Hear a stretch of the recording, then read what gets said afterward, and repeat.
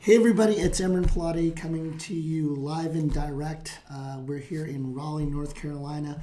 I traveled all the way from California to be here, and I'm here today with Dana Ellington, owner-broker of Realty World Premier Properties in Raleigh. Thank you, Dana, for your time. Yeah, thanks for coming all the way out here. You got it. I'm gonna power through this loss of voice, so you're gonna have to take over for most of this. All right. We're here at her offices, and we're going to do a quick interview to talk about Dana's background, how she became such a top producer of selling real estate, what made her make the decision to open her own brokerage, and some of the things that have made her such a success as a realty or broker. Now, we just recently had the sales rally. You were out working the day of. Unfortunately. But yeah. you had a ton of awards. We have them in front of you. I'm going to show you because Sure. I know that you're not a fan of bragging for yourself, so I'll do it for you.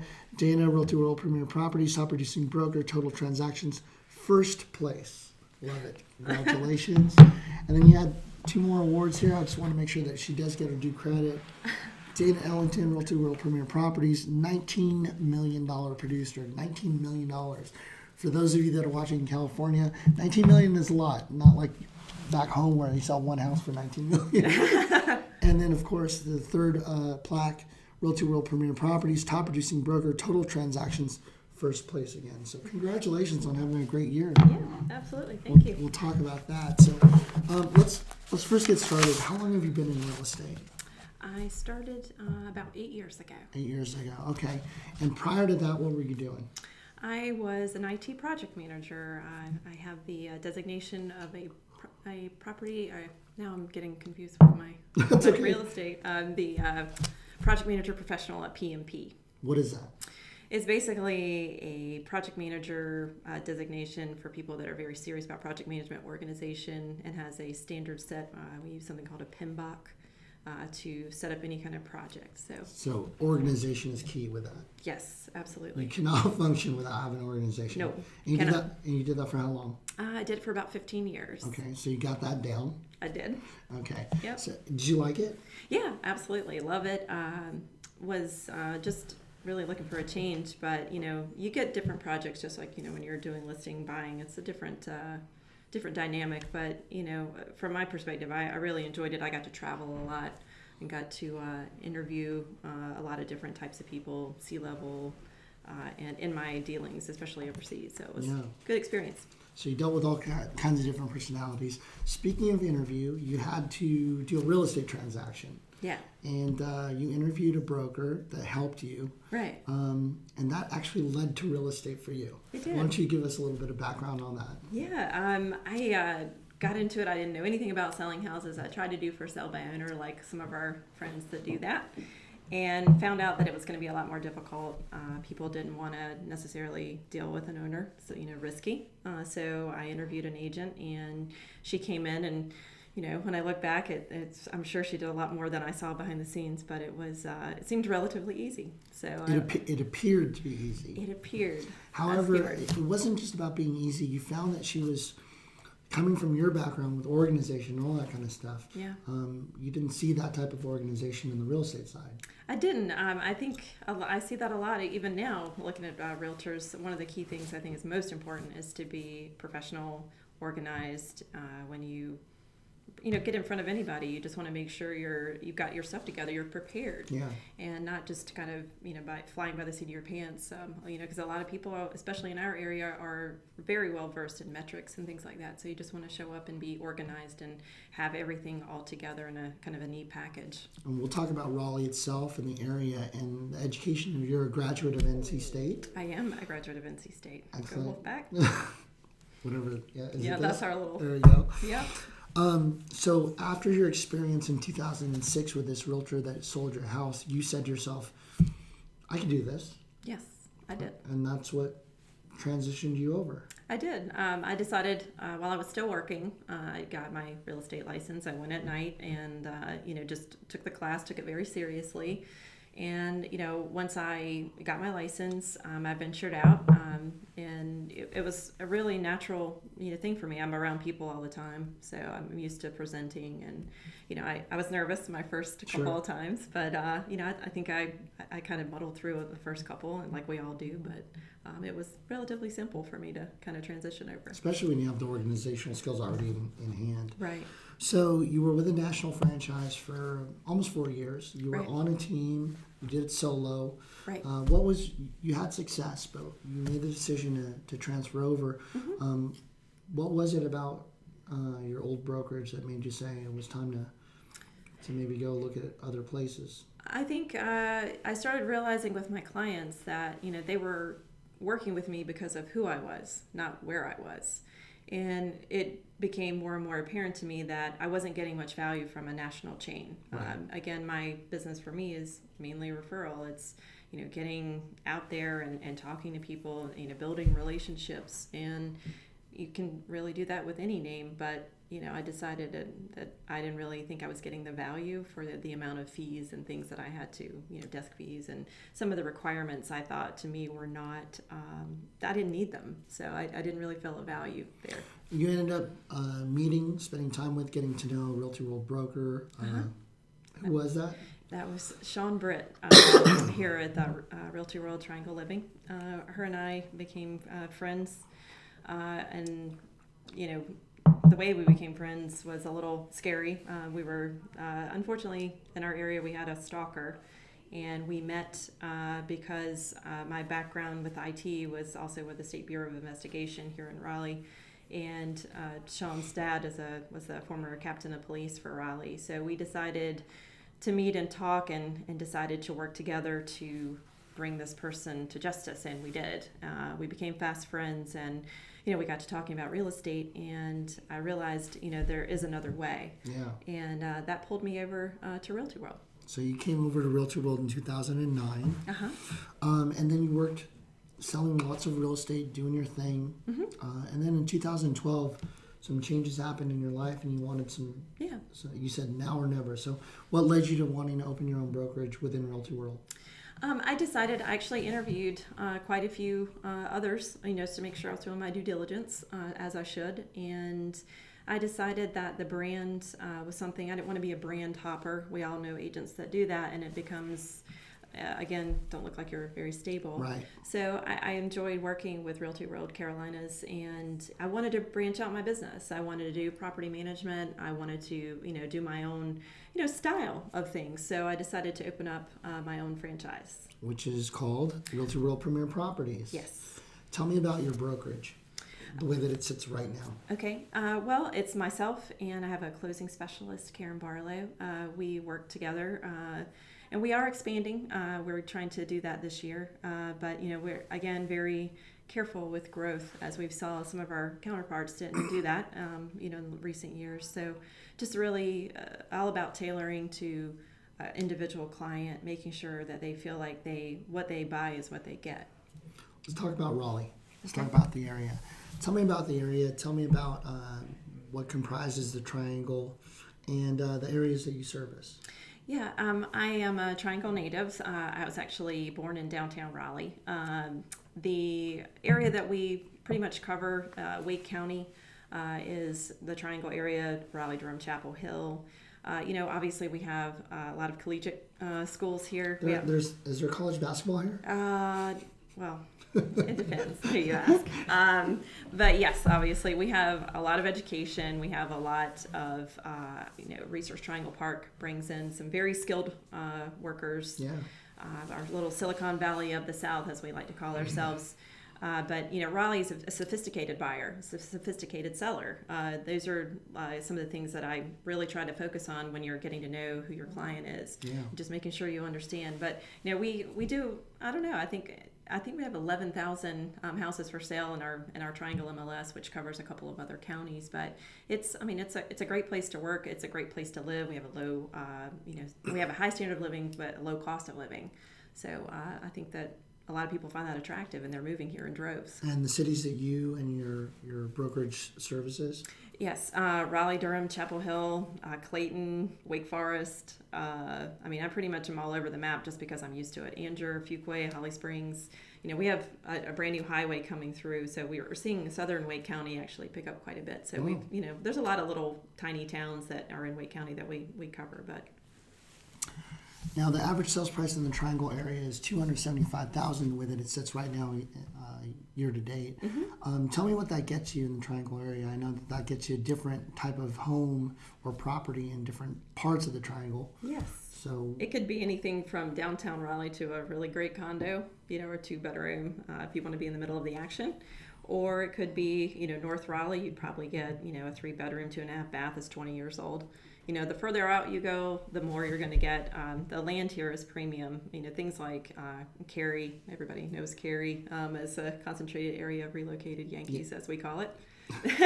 They all come down, and, you know, it's $350 in Cary, but, you know, $275 in Wake Forest will get you, you know, a beautiful house, 3-bedroom, 2.5 bath, you know, right. over 2,500 square feet. A lot of value for $275. Absolutely.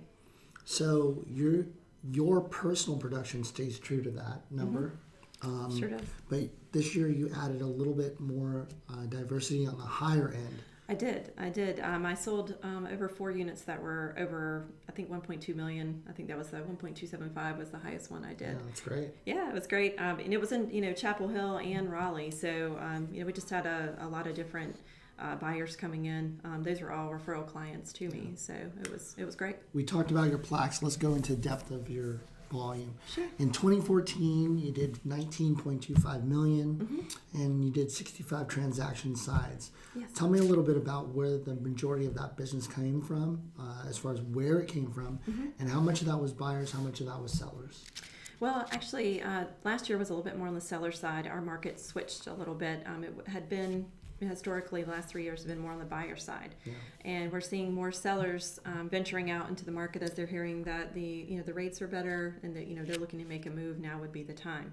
So from my perspective, I think it was probably 60-40 for listings 60 versus sellers, 40 buyers. Right. So that's, you know, the percentage I would think is somewhere around there. But the transactions themselves, I would say, yeah, I'm thinking 60-40, something like that.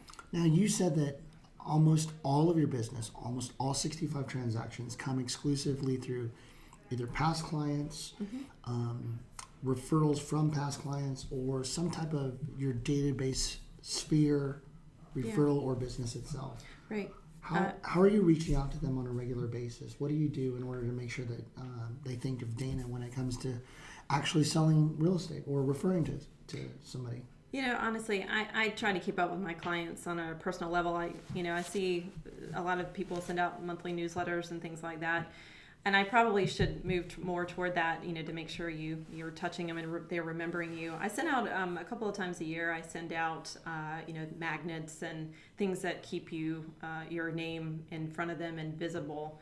But I do every year I try to do a client appreciation type, I guess, event. This year I did the Durham Bulls, which is our AAA baseball team here, and just try to make people feel appreciated and letting them know that, you know, their happiness is your happiness. You know, you want to make sure they do a good job. And, you know, my referral base and my referral partners are very good to me. They definitely refer my name out more so. I'm actually shocked by how many I get. But well, I think that comes with doing a great job and people seeing that. Right. You know? Well, I try to, but I also try to respond. I treat my clients like friends, but, you know, also giving them, everybody wants in our society to be answered immediately. And I do my best to do that. If I'm awake, you're getting an answer. Yeah, you talked about that. You say that you take great pride in making sure that you're the fastest responder. Right. What do you mean by that? How does that work for you? Well, for me, you know, whenever I get something from Zillow or Trulia or any of those, I try to get them the information. They may have a question about how much an HOA is, or, you know, when was the roof replaced. I think when you get back to people with the information they are looking for quickly, you know, they view you as a resource. Yeah. And they'll start coming back to you. I have clients come back to me for, contractors, any kind of referrals, and I try to keep that within my network as well. And people really appreciate that. I don't view myself as just a realtor. I view it as if you ever need anything, call me. I may have somebody that, You're the local resource of, yeah. of every kind. Yes, and I get all kinds of crazy stuff. You would be amazed. So let's talk about that. It is all about relationships. Other than the Realty World Premier listing situations, you really don't do any online advertising. You just started with print marketing, so the 19 million really didn't come from that. No. We talked about sponsoring charities. We know that a lot of the counterparts here in the area will sponsor charities for the sake of the sole purpose to raise money, to donate money to get direct business from it. That's not something that you do as far as the reason why. Right. Your focus, again, is just the relationships, and a lot of it has to do with your closing ratio. Yeah. When you told me, when I'm in front of a listing appointment, I feel very confident that not only am I the best listing option for them, that I'm going to get the listing. Right. Where does that confidence come from? You're a very humble person, but you were very confident about when you said that. Where did that come from? Well, I interview my clients the way they're interviewing me as well, and I want to be prepared. Like if you're going in for a job interview, you want to know a little bit about the company. Yeah. So I do the research up front, not only the comparative market analysis and all of that. That's great. Any realtor can do that. But if you are learning about a new client, somebody's been referred to you, ask the person who referred, what are they like? What's important to them? Are they family oriented? Are, they're more business? They're an engineer. They like metrics. All of those things are very important. Look at their LinkedIn, find them on Facebook. See if you can learn anything about it before you go to your listing appointment. I think I'm going to interrupt you. That's a great point. I want to make sure that we talk about that because many of other realtors, they'll just do the background on the house. Right. But you do the background on the person. Right. You find out, like you said, most of your business comes from some sort of referral. Mm-hmm. So somebody knows that potential listing client. Right. So you dig a little deeper and finding out more about them. Right. So continue, you look through LinkedIn, whatever. Go ahead. I'm sorry about that, but I want to make sure they knew. Yeah. I think it's great. Just to... Whenever I get in front of someone, I try to focus on them. And a lot of times I just am quiet. If you learn, I learn a lot better when other people are talking. And I think a lot of people get nervous and they start talking a lot more and they talk faster. And, depending on your client, if you've got an older client, they may feel like you're not listening to what they have to say. If they've lost a loved one and are selling a home, and it can be a very emotional thing, or if they're going through a divorce. Those are things that you really need to be very, cognizant of. Yeah, absolutely. So when you're in front of the listing prospect, what are you doing to build that confidence, that trust? We know that it's about listening, sure, but it's about organization of what you're going to do to present. What do you find that your clients find most valuable? Like they've made the decision to list with you. Mm-hmm. What do they go back and say, I'm glad that Dana is like this, and that's the reason why I decided to list with her? Well, I think the fact that they can reach me, if they have a silly question, do we turn all the lights on before a listing? Do we change the temperature? We're out of town. Can you go make sure, the cat hasn't gotten sick upstairs? I've gotten all kinds of crazy calls. But I think the fact that I try to get back to people as quickly as possible, with whatever their questions are. And I think my biggest, if you look on Zillow at, all of my reviews, it's Dana was quick.